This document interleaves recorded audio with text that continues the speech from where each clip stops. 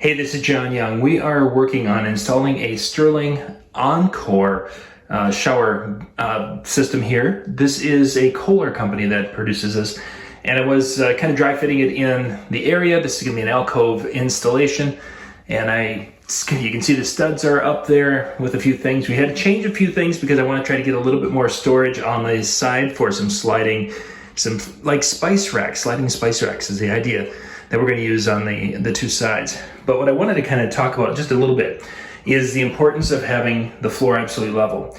This particular spot, you can see that there's a little bit more gap over here. My area over here, the cement is just a little bit lower than I'd want it to be, so I'm going to have to put something under it.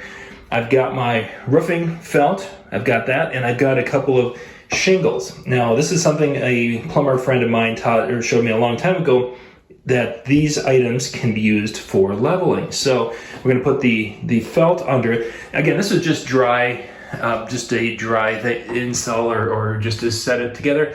And there's a little bit gap. This particular gap is kind of there because of the angle, that corner is just a little bit low.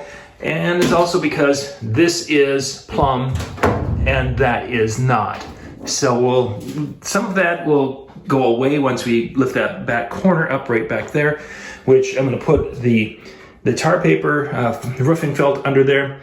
Then I've got to put probably a shingle back there and maybe two. And if I do two, then I'll have to put a second there to kind of even out. This particular unit is not meant to be set in mortar. While it could be, it's not really meant or designed for that. So you can just go and they say to shim it. Well, we're going to shim it, but we're going to be using larger than just little tiny shims under that to hopefully get things all. And I dry fit the base that way, and it was level.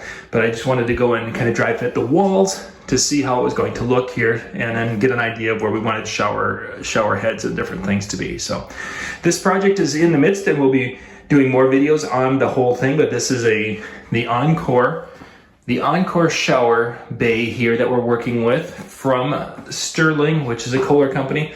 And yeah, we'll put a link in the description below so you can go check this out. For more tips and how-to videos, go to weekendhandyman.com.